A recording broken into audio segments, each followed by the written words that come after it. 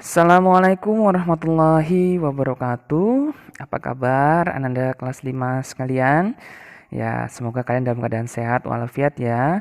Hari ini kita kembali lagi belajar mengenai pembelajaran kita IPS ya, di mana materi kita hari ini yaitu masuk di materi bab 4 yaitu perjuangan melawan penjajah dengan pembahasan tentang penyebab terjadinya penjajahan di Indonesia.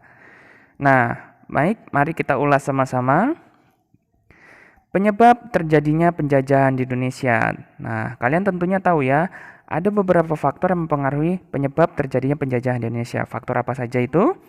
Nah, faktor pendorong dan faktor penarik. Nah, mari kita bahas sama-sama ya. Faktor penyebab bangsa asing menjajah Indonesia. Yang pertama adalah faktor pendorong. Ya.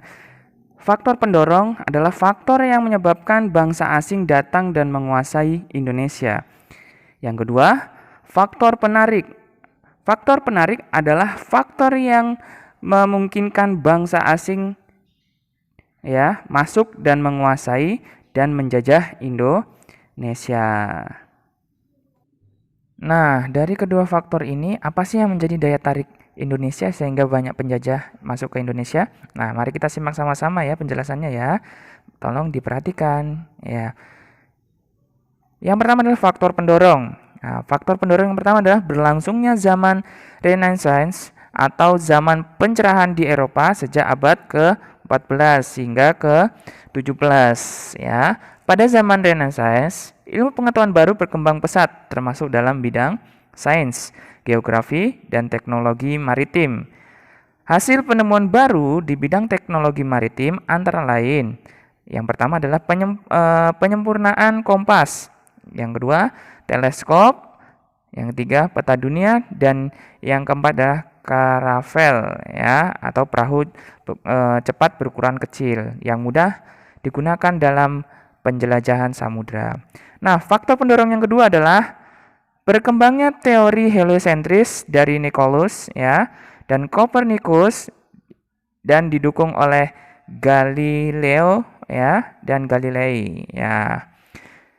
Teori ini ya atau teori heliosentris ini menyatakan bahwa bumi berbentuk bulat seperti bola. Bangsa Eropa lantas berlomba-lomba untuk melakukan penjelajahan samudra untuk membuktikan kebenaran teori ini. Nah, kemudian faktor pendorong yang ketiga adalah ya jatuhnya Konstantinopel ke tangan Turki Ottoman tahun 1453.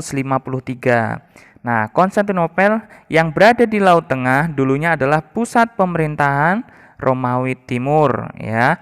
Laut Tengah menjadi pusat perdagangan antara bangsa barat atau Eropa ya dengan bangsa timur. Salah satunya ya, barang yang diperdagangkan adalah rempah-rempah. Nah, setelah Konstantinopel direbut oleh Turki Ottoman ya, akses bangsa Eropa memperoleh rempah-rempah menjadi sulit dan mahal. Oleh karena itu, mereka berusaha mencari daerah baru penghasil rempah-rempah. Nah, kemudian faktor pendorong yang keempat adalah semangat bangsa Eropa mewujudkan misi 3G. 3G itu yaitu gold, glory, dan gospel. Nah, kalau gold berarti emas, yang artinya ambisi untuk mencari kekayaan bagi bangsa Eropa di dunia baru. Glory artinya mencari kemuliaan dalam bidang sosial dan politik. Nah, salah satu caranya melalui penaklukan wilayah baru. Sedangkan gospel ya adalah misi untuk menyebarkan ajaran agama Nasrani di dunia baru. Nah, seperti itu nak ya. Kemudian yang kedua adalah faktor penarik. Ini adalah faktor penarik ya, di mana faktor penarik ini adalah faktor yang memungkinkan bangsa asing masuk dan menguasai wilayah Indonesia. Faktor apa saja? Nah, yang pertama adalah kekayaan yang dimiliki Indonesia, khususnya berupa rempah-rempah yang membuat bangsa Eropa berlomba-lomba ingin menaklukkan Indonesia. Nah, jadi tidak mengherankan ya, begitu menemukan sumber rempah-rempah di Indonesia, bangsa Eropa menjadikan wilayah Indonesia sebagai tujuan penaklukan. Nah, yang berikut faktor penarik yang kedua. Nah, faktor penarik yang kedua adalah terbentuknya hubungan perdagangan karena Indonesia memiliki letak yang sangat strategis sebagai pusat perdagangan internasional. Jadi terbentuknya hubungan ini ya dikarenakan letak wilayah Indonesia yang sangat strategis mendukung untuk dijadikan pusat perdagangan internasional. Kebanyakan rakyat dan kerajaan Nusantara juga bersifat ramah dan menyambut baik kedatangan bangsa asing.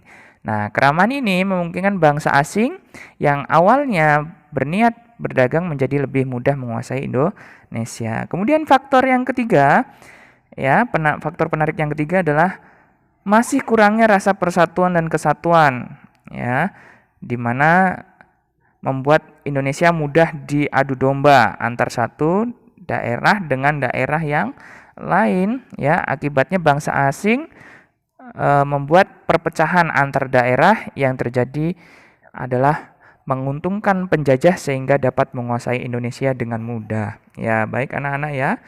Jadi dari faktor penarik dan faktor pendorong dan faktor penarik tadi yang Pak Guru jelaskan, kalian pahami ya. Jadi ada maksud tertentu di mana maksud ini digunakan bangsa penjajah untuk menguasai.